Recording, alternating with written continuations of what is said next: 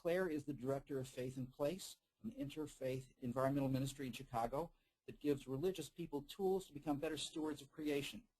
Faith in Place congregations and groups work together to support renewable energy, conserve energy, build markets for local sustainable agriculture and fair trade products, and train the next generation of stewards of the earth through urban agriculture with youth. Welcome, Clare. Thanks, Steve. It's really good to be here. And I want to thank the Council for the Parliament of World Religions for letting me kick off the webinar series. This is a new experience for all of us. I'm the Director of Faith in Place, which amusingly enough is located a few floors above the Parliament in the same building. And we give religious people tools to become better stewards of the earth, and now work with over 700 congregations through our offices here in Chicago and in Champaign-Urbana.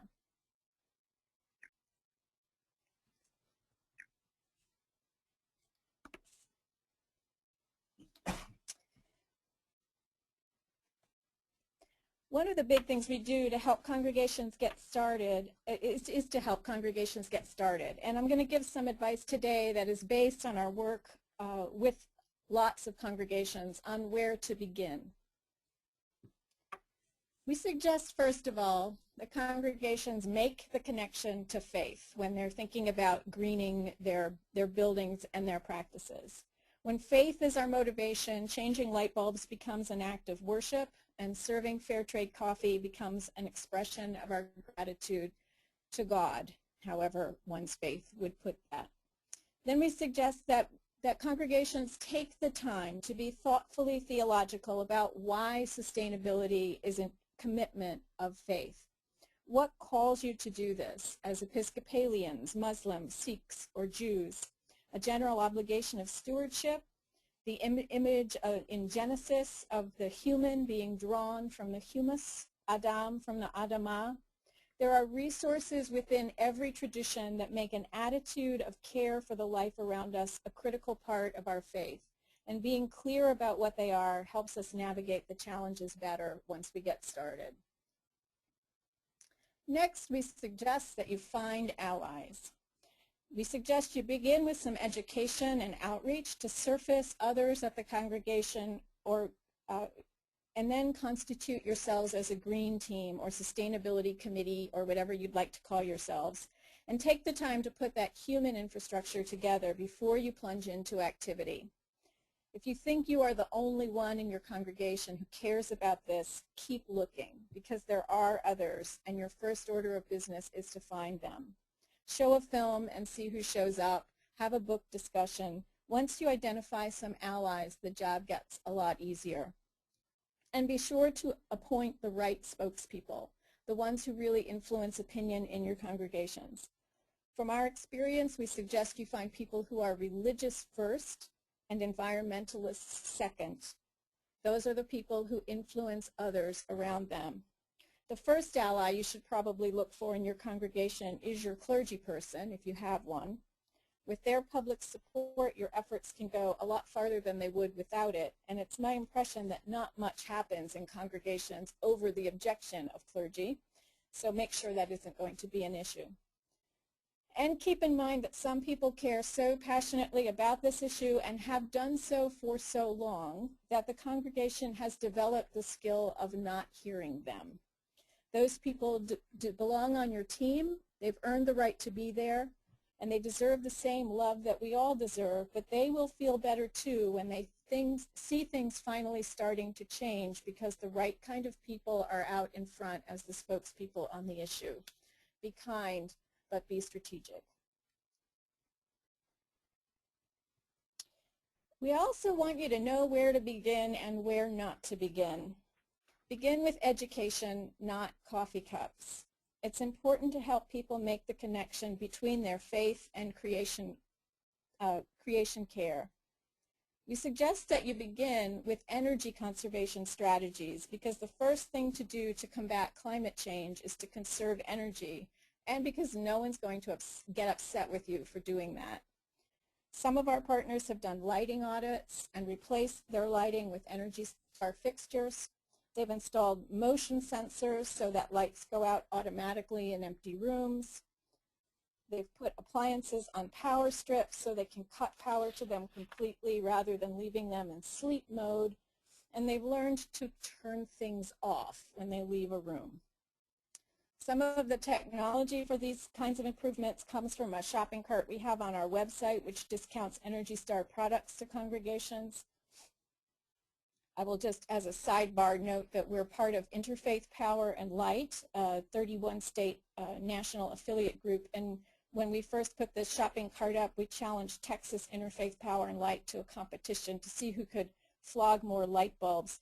And to our own considerable surprise, we won.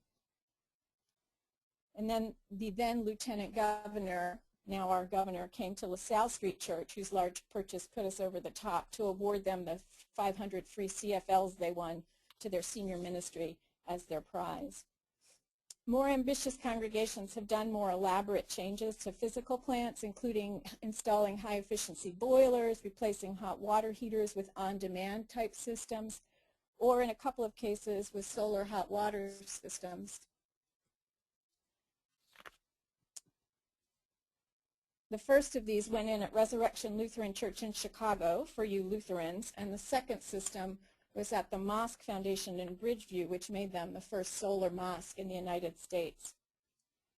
My home congregation, Unity Temple in Oak Park, has begun the process of switching to a geothermal heating and cooling system with a pilot section of a large overall geosystem that it will take us many years to raise the dough for. This is a Frank Lloyd Wright historic structure in Oak Park, and doing anything to the building is expensive and complicated. But geothermal makes sense there, and we'll get the whole thing done eventually, unless I die first, which is also a possibility. Another congregation we love is JRC Evanston, the Jewish Reconstructionist congregation, where they tore their old building down, recycled 96% of it, including grinding up the concrete on site and using it again as the footers of the new structure, and then building a beautiful LEED platinum building, which is still the greenest worship space in the United States. This building was exhausted and had to come down, but JRC did what they did in a really creative way. Encouraging imagination in building or renovation is part of our goal. This year we even ran a little architectural competition to try to open up some new thinking on what a church could look like in the 21st century and how we can be sure our buildings are assets for ministry instead of drains on it. Here are a couple of the winning ideas from that. This is the recycling of an abandoned big box store. And that's the plan for a green mosque. Also on the energy conservation front recently, we've been in a partnership with a couple of other agencies. In one case, we worked with Delta Institute on weatherization, working with a number of congregations on the south side and west side of Chicago to hold intake events for members of their communities who qualified for household weatherization assistance. Delta had the contracts, but they were having a hard time getting community residents to come forward and sign up for weatherization. But when we put together intakes at congregations, staffed by people who were known and trusted in the community, the result was very different. This is our outreach worker for this project. We were supposed to yield 150 completed applications, and we've brought in closer to 400. At the same time, we've partnered with the City of Chicago's Department of the Environment to shape the way they handle their low-cost weatherization program. Instead of just handing out the kits, we've trained young people from various congregations on how to install them, and in their first year they installed over 500. This year they did over 700. So these are ways that congregations can have impact well beyond the walls of their own buildings in planning a green, to green the congregation. The kids got small stipends in this case for the kits they installed, and we also then followed up with the high-achieving ones to make sure that they knew about summer jobs programs in the various parks and forest preserves that hire and train youth. This project is an invitation specifically oriented to African American congregations who've been looking at a place at the table and perhaps not immediately finding it. Caring for the planet we share is for all of us, so we try to look at Faith and Place like all of us. Once people have made the important connection between faith and these practices and created the green team and begun with energy conservation, we suggest you have your small group identify the 1 or 2 projects you're going to work on and invite others to help them. A lot of congregations want to just leap right in with coffee cups at the coffee hour. It feels obvious, it seems easy, it's neither. Your coffee cups don't have nearly the impact that your boiler and your lights and your energy usage do, and they are actually a harder problem to solve. Start where you can have an impact, and then when you've built the culture, you'll find it much easier to round up the crew to wash cups or build support to purchase a dishwasher. Replacing coffee cups without the dishwasher will just make matters worse and upset everybody, and that's not how you want to begin. We also want to remind you not to start with a structural problem, by which I mean a problem that's a lot bigger than your congregation. No matter how well you sort your garbage for recycling, if your city doesn't have good recycling services, it doesn't matter. So don't start with a project that depends for its success on gigantic systems that operate outside your control and your building. Don't start by expecting to restructure modern agriculture or with a project that requires services that your community doesn't actually provide.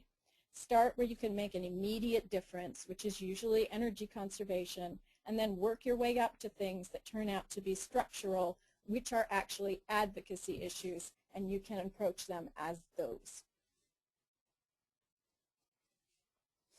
Connect the environmental issues to everything that you do. Green is not just a subcommittee, it's a way of being that touches the entire congregation. You want to infiltrate other teams and weave environmental consciousness into all congregational activities. That means you're going to meet with your clergy person and ask for his or her support and advice, and ask your clergy to identify who some of your allies are throughout the congregation. You want to propose this in a way that makes it clear to your clergy person that you have people to do the work. You're not giving him or her another assignment. Then you might find that he or she is just who you need to help educate the congregation on connections between the teachings of faith and practices of care for the earth.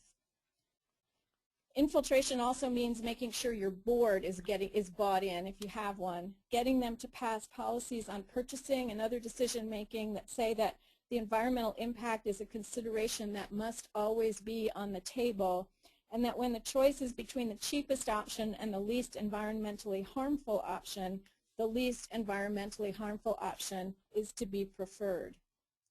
It means working with your worship committee to include liturgies, prayers, and confessions and music that celebrate the earth. It means suggesting to the worship committee that some additional banners and artwork for the sanctuary can reflect nature, and by replacing cut flowers with native plants. It might mean in Christian congregations baking organic communion bread and seeking out local wine for communion.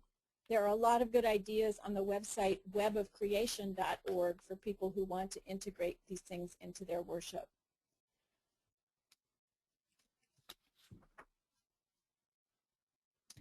It's also important from our point of view to remember that this work is about people, not polar bears. The polar bear is a beautiful animal, but if you want to become a congregation that cares about love and justice, talk about the environment in human terms. For starters, engage with where you live. Talk about asthma and air pollution, how flooding is impacting people in southern Illinois, how pesticides make farm workers sick, where we put our trash, access for all to green jobs and healthy food. These are messages that help people understand what the condition of the planet has to do with their faith. For the environmental movement to have relevance in people's lives, it needs to have a human face. By all means, love nature, take your kids outside, make interaction with the natural world part of your spiritual life. But when it comes to environmental issues in your congregation, talk about people and where the people live. One of the most powerful images I've seen from this is from Bangladesh. There's more people. The climate changes that we are largely responsible for in this country are causing floods there. And because of those floods, some villages are now building schools on boats so their children don't have to miss class when it floods. It's ingenious, it's even lovely, but it's not how it should be, and it bodes ill if the oceans rise by 15 feet. The reality of global warming is that while we in this country will be able to buy our way out of the path of immediate destruction, it's the poor who will feel the worst of the impact. The poor always do.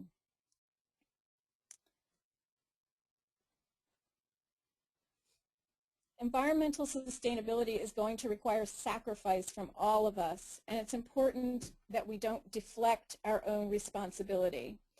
For us to reduce our carbon emissions 80% by 2050, it's going to take massive political will and real personal sacrifice.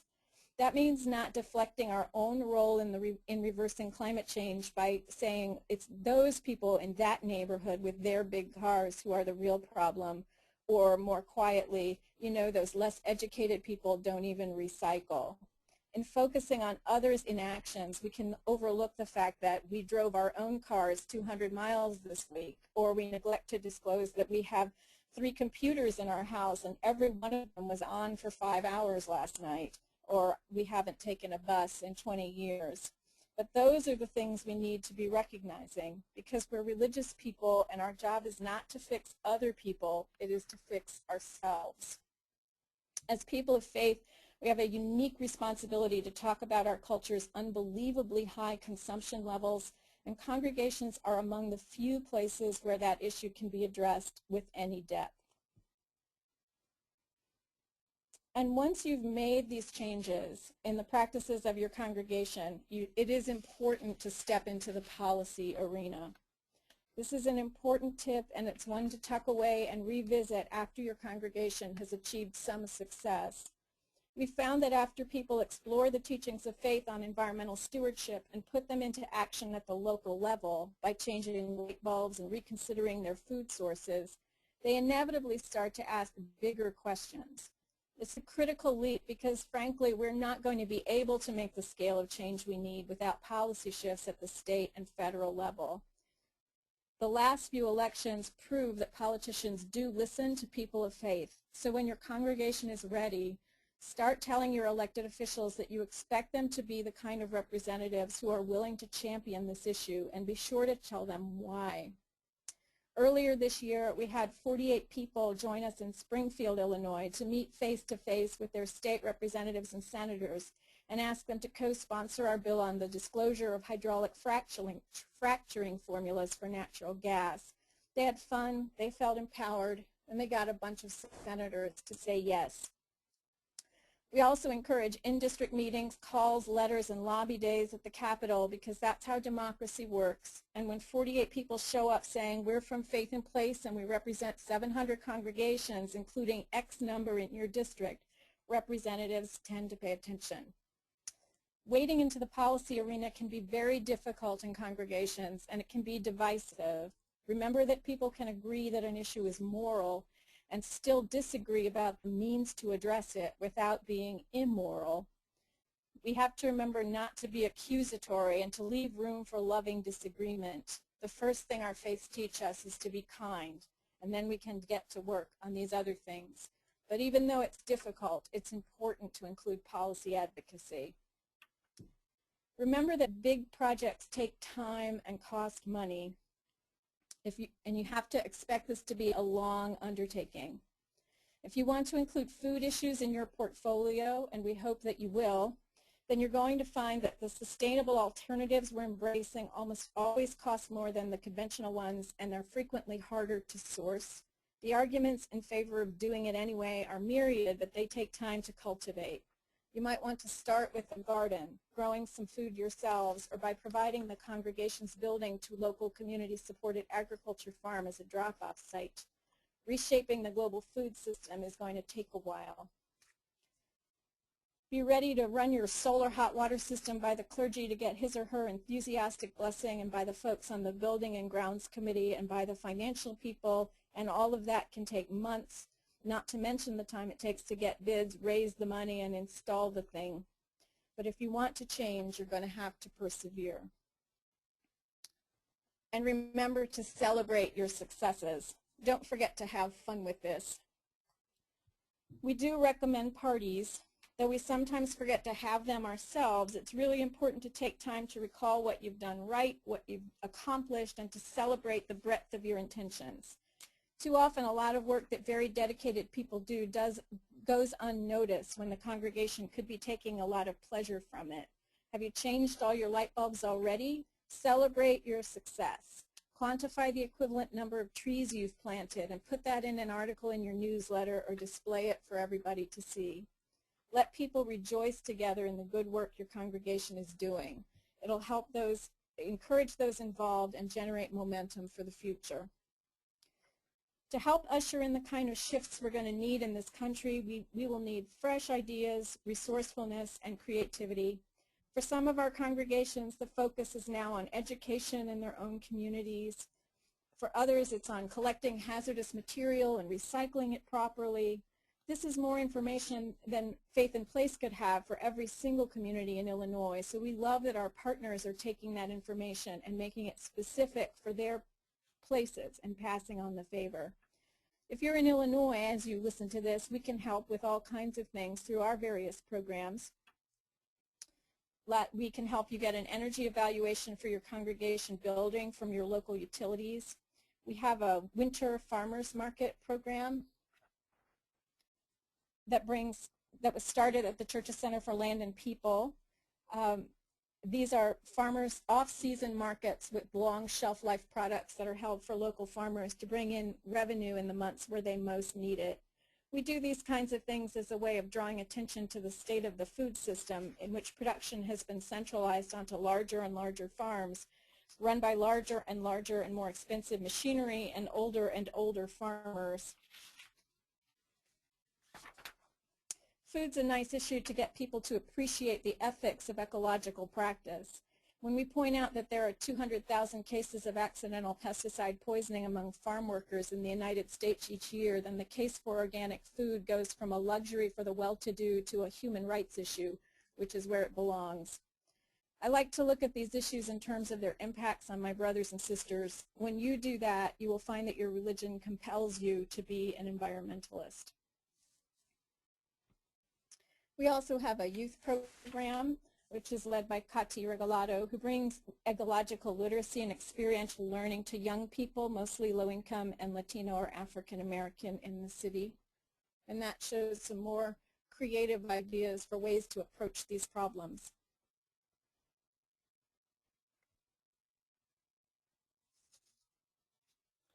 And we work with seminaries, teaching and working with seminary students to get the word out and creating opportunities for clergy to get together and reflect on these issues as well.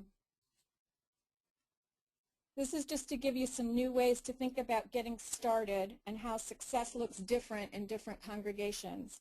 And now I think we'll go to questions. Yeah, we welcome questions. For those of you that have mastered the technology, you can send them to us. And in the meantime, while we're waiting for them, Claire, would you say a little bit about how you started Faith in Place? What was your own personal path that brought you to life commitment to care of creation? This is an amusing question coming from you, Steve, because you were there at the time. Faith in Place started out of conversations that you and I had at the Center for Neighborhood Technology when I was in seminary.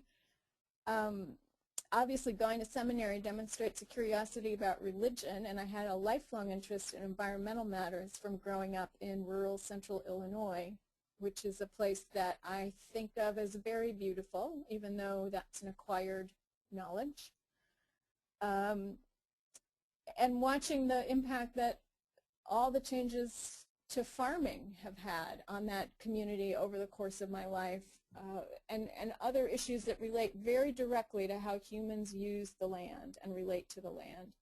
So when I finished seminary and you posted the first position for a staff person to organize a project that would bring sustainability issues into the religious community, that was something that brought all my interests and experience together. And I just wanted to see what would happen. And this is what happened. It wasn't really a plan. It wasn't a plan, but it is something that's grown organically and really rapidly. in just a few years to have 700 congregations, and they're very diverse. They are highly diverse, and we tend to take an approach so that we have a staff that is as representative as possible, so that it's bringing in people from all parts of the religious community, and then we're really interested in having each part of that community speak for itself and define its own issues.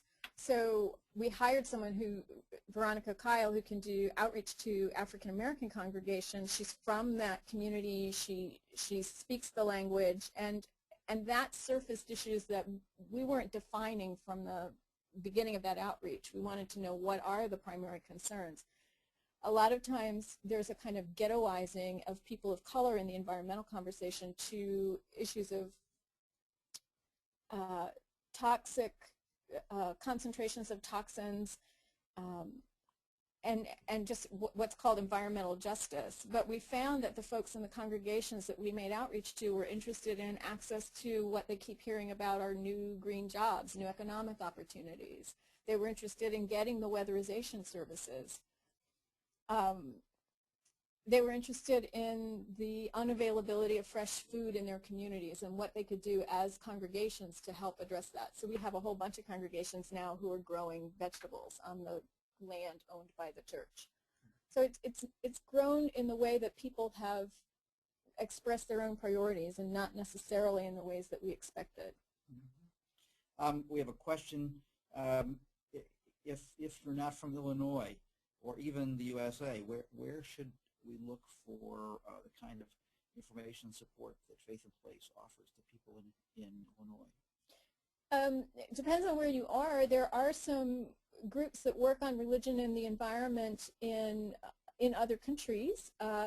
England has a couple that I'm familiar with, and probably language prevents me from knowing of where some of the others are.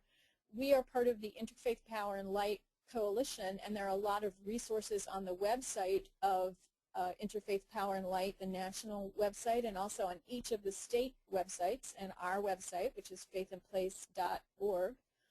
And the webofcreation.org is another resource that has a web-based resource that has a tremendous number of resources for people, so it's accessible to you no matter where you are. You've focused a lot on agriculture. Why, of all the various issues, do you think this has such a response from congregations?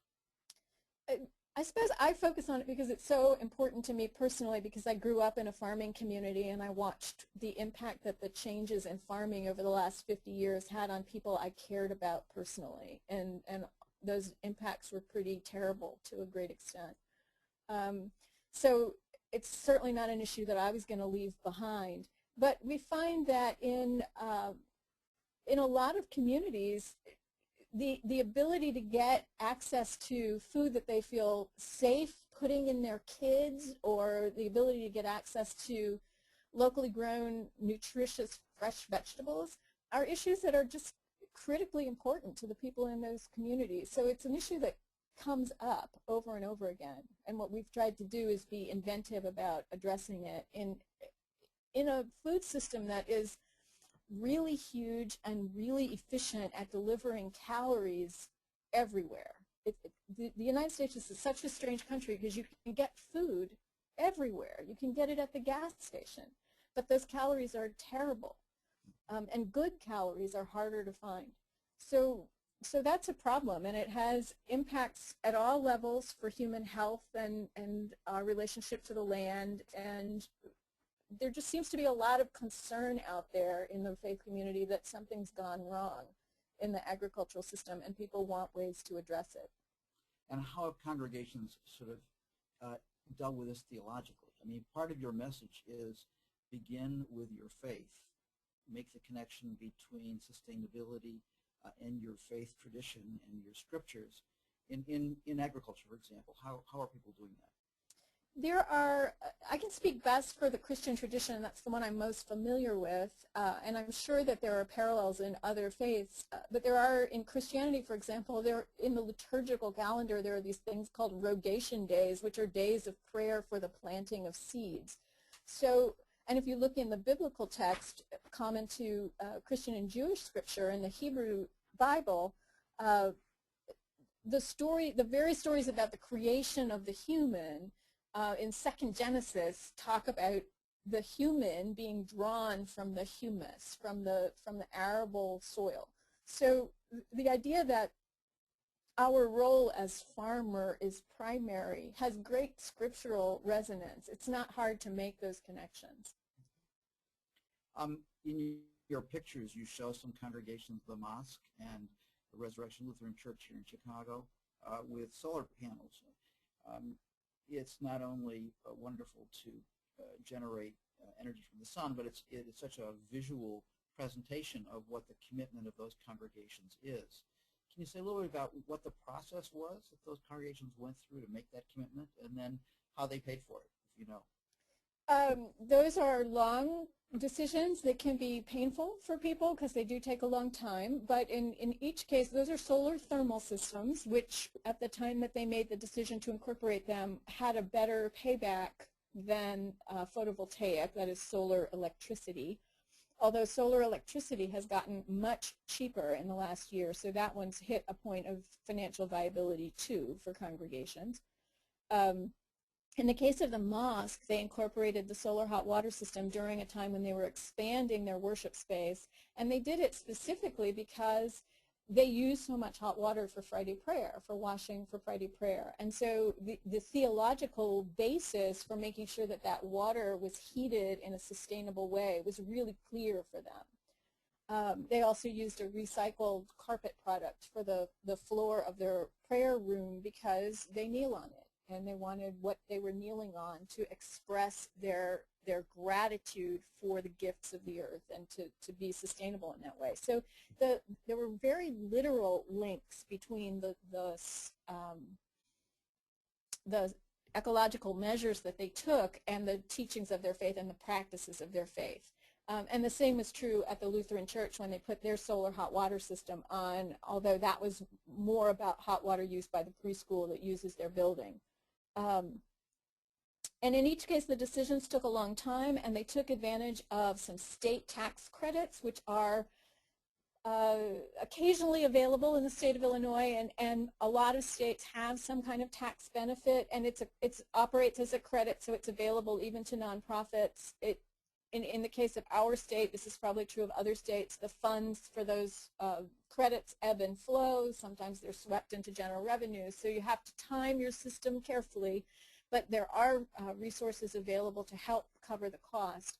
And in our case, there's a foundation in our state that covers some of these costs. So we were able to help both these congregations get about 50% of the cost back immediately, and that brought the payback period in their savings on gas for heating water down into the 5 to 7 year range, which made these very financially viable things for them to do. If you were to recommend one book for the people on the webinar that would deepen their understanding of the meaning and importance of greeting their congregation, what would it be? Oh, one book. That's really hard.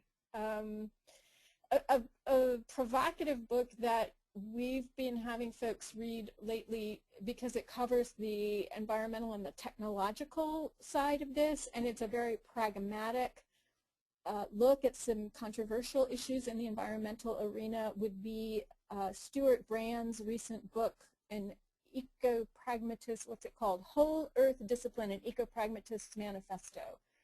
I don't agree with everything in the book, but I like the way he puts the case out there. I think it's a really good description of where we are ecologically on the planet and what some of the major issues are and how to think about them. I also just got a copy of Barbara Brown Taylor's new book, which is called, Something on the Earth.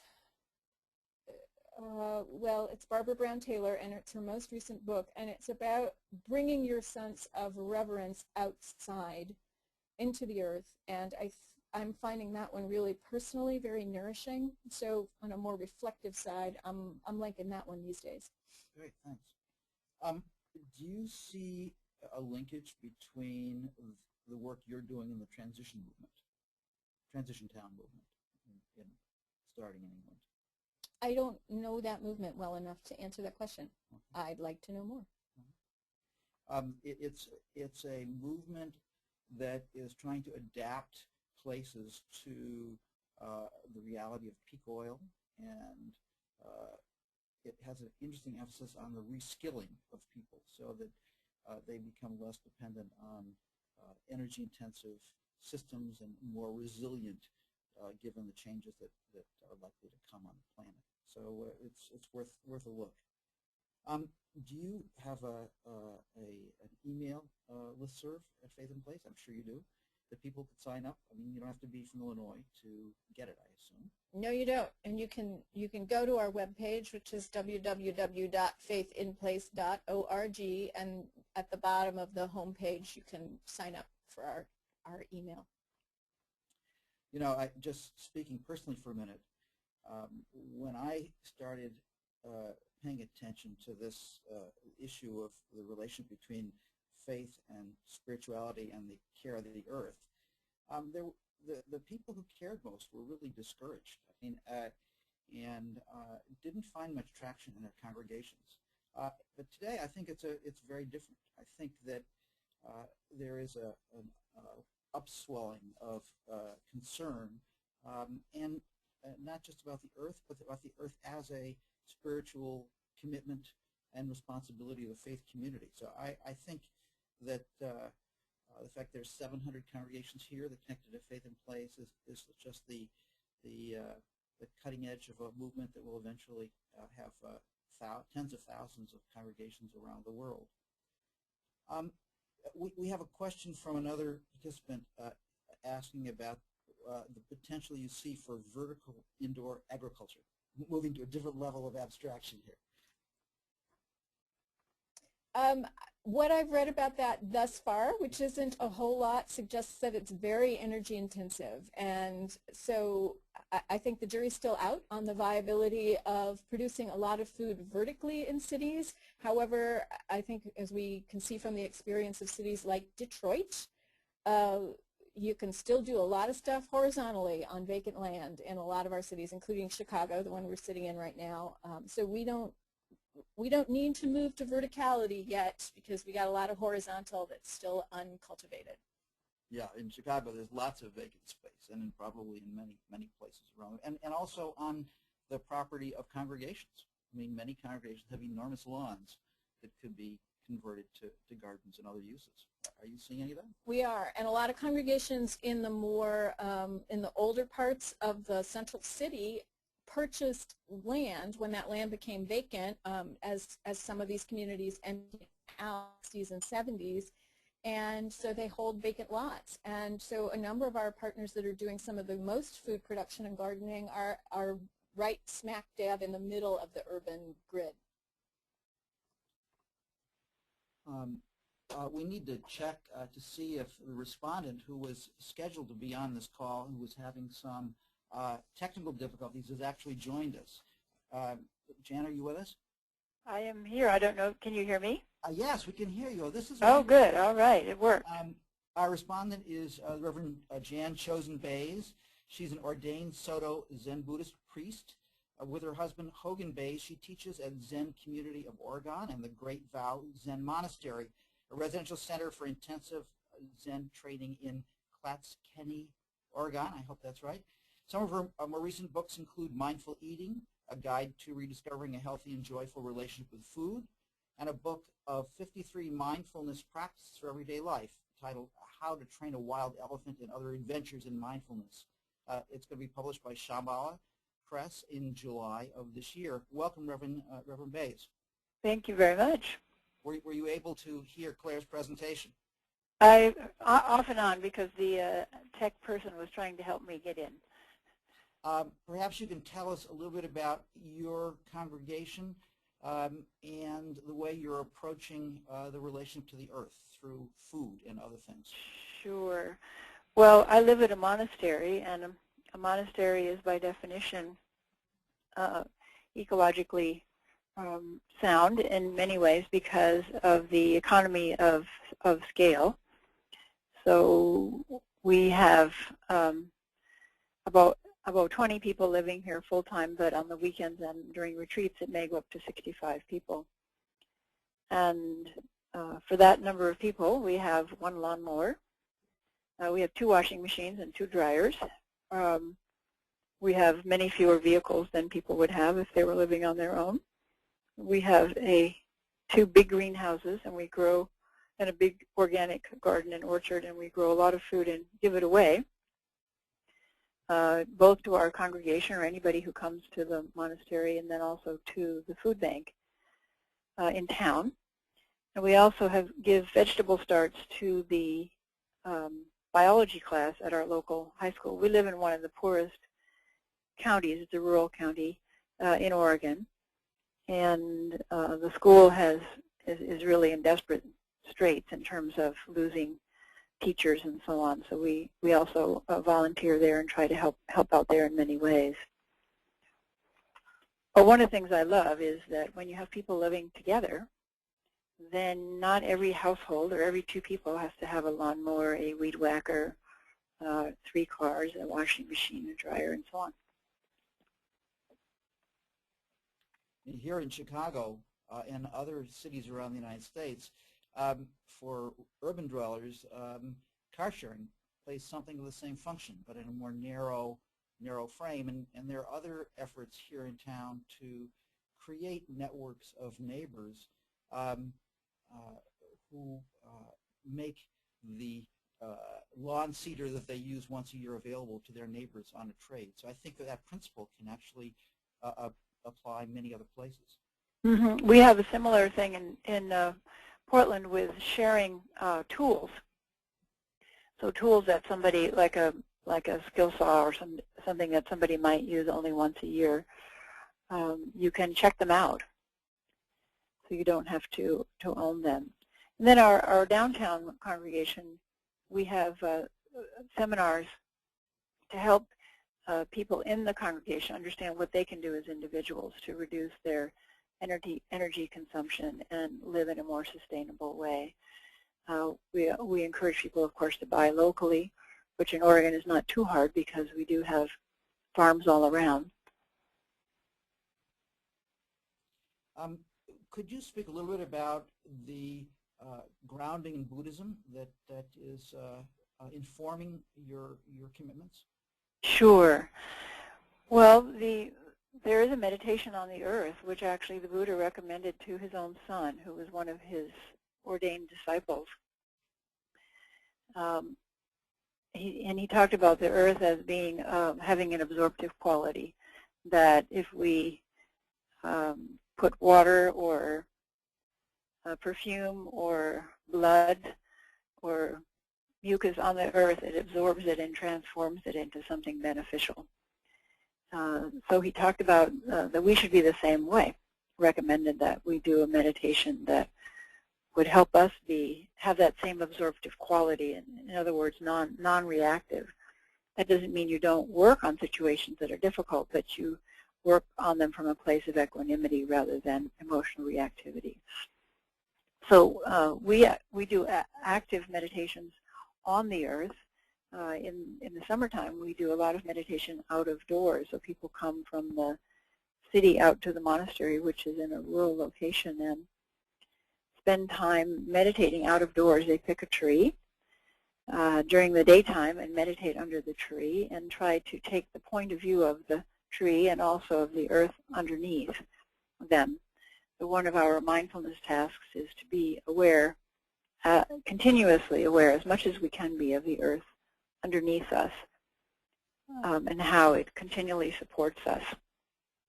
But when they do a meditation in the forest and then go back at night to meditate in the forest, people become very, very alert and aware of how the kind of interchange between trees and people, that trees are breathing out oxygen and taking in our carbon dioxide and vice versa. So we have a continuous interconnection with trees, which we're usually not aware of. We think they're pretty, but we're not aware that essentially there's a respiratory exchange all the time. And the same with actually sitting on the earth. We spend so much time indoors and walking on cement and asphalt, that when people go out of doors and actually lie down on the earth to meditate, or lie down on the earth at night looking up at the stars, it's quite profound for many people to have a meditative connection with the earth and with the natural world. And then, of course, during our work practice, people are out working in the garden. And you'd be amazed how many people don't know where food comes from. We had a surprised me very much, actually. We had a middle-aged man here who wanted to make some soup, and he needed some onions, so we got some onions from the garden, and he was quite stunned that they had dirt on them. So apparently he didn't realize that onions grow in the earth. They don't come from the supermarket wrapped in plastic. We have a question from a participant. Given your experience, how do you get children to eat more nutritious food? That is a very interesting question, because we have a lot of children that are in second or third generation only eating packaged food, prepared food, and they really don't know what to do with lettuce or broccoli, and their parents don't either. So I think the most successful efforts to date are the efforts to have a garden at the school, so the kids participate in growing food, which makes them very excited to see what can come from a small seed, some earth, some sunshine, and some water.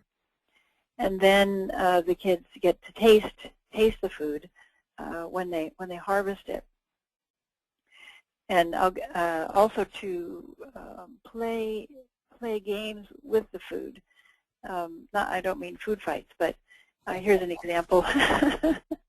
There was they were doing a study of kids eating in schools where they're encouraging them to eat more vegetables, and they found in all the second grade classrooms the kids would not eat broccoli, except one classroom where all the kids just devoured broccoli, and they discovered that one little boy's mother had told him that broccoli was dinosaur trees, and he was a dinosaur devouring the trees. And so he had spread that notion to all the kids in the classroom, so they were all devouring broccoli very happily. So we just need to be creative to help kids get back to eating fresh fruits and vegetables. We teach marimba music to fourth graders because our school has no music teacher anymore. Budget cut 6 years ago, so we try to go in and supplement the music program. And we do a little nutrition break during our after-school marimba program. And the kids had never heard of nutrition break, which amazed me. And we always bring fresh fruits and vegetables for them, like carrots and carrot sticks and tangerines. And once we brought cabbage because we were singing a song, Cabbage Cafe, and I thought they wouldn't eat cabbage, but they loved it, raw cabbage. So that's another way, is you introduce it in a friendly environment bit by bit, and have the kids tell you what it tastes like and what they like about it. Switch gears a minute. Do you make a connection to changing public policies, and how do you do that as a Buddhist community? Is there a distinctive approach to public policy change that you bring? Not per se, because we have a very strong feeling that our congregation should be completely open and accessible to anyone. So we are careful about the congregation getting involved in politics or political action. Individuals are encouraged to do whatever their conscience tells them to do. But we try to change people from the ground up, and then have them carry forward with what they think is appropriate. Are you part of a broader network, interreligious network in Oregon? Yes, yes, Ecumenical Ministries of Oregon. Mm-hmm. And what do you do with them? I mean, Well, right now we're working on a conference on mysticism, you know, it may sound irrelevant, the mystical approach, but to us, the mystical approach helps people become aware of their interconnectedness, or interbeing, as Thich Nhat Hanh calls it, interbeing with all other beings. And once you're aware of that, then you change how you live. But it starts with things as simple as not killing spiders and teaching children the value of spiders in ecology. Mm-hmm. Great. Well, I'm glad you were able to join us. Yes, I am too. Thank you. I will keep listening. Was not happening. I want to thank both of my guests today. This was the maiden voyage of the Council's webinars, and the next one is coming up on June 8th. It'll be quite different, so reflecting the enormous variety of within the interreligious movement. Our guest will be Ahmed Rehab, Executive Director of the Council on American Islamic Relations, and he will be sharing his firsthand account of the Egyptian Revolution. Definitely a change of pace here. We encourage you to come. It's scheduled for Wednesday, June 8th at 10 a.m. Central Time. We also encourage you to hook up with peacenext.org, which is the social network that the Council sponsors. It has thousands of members of the interreligious movement all around the world. There are interest groups, and then there are geographic groups, and I urge you to explore whether it can actually help you connect to other people who share your concerns. And I guess in closing, I'd just like to say a little bit about the Parliament, because we want to bring you closer to the Council for Parliament of the World's Religions. As you know, we hold a large global gathering every 5 years. But between parliaments, we want to be the part of the glue that holds this diverse, creative, dispersed movement together. The vision of the Council for Parliament of the World's Religions is a more just, peaceful, and sustainable world. Our mission is to cultivate harmony among the world's religions and spiritual communities and foster their engagement with the world and its guiding institutions. Since the first modern parliament here in Chicago in 1993, the Council has creatively and concretely worked to link the interreligious movement from local to the global. We hope that you will continue to be with us on these webinars. If you have advice, technological or substantive, we welcome it. And again, I want to thank our guests, Claire and Jan, for sharing their experience with us. And we want to thank you for being part of this. We're all part of a broad movement, and we want it to be as impactful and as transformative and as inspiring as possible. Thanks so much for being with us. Thank you.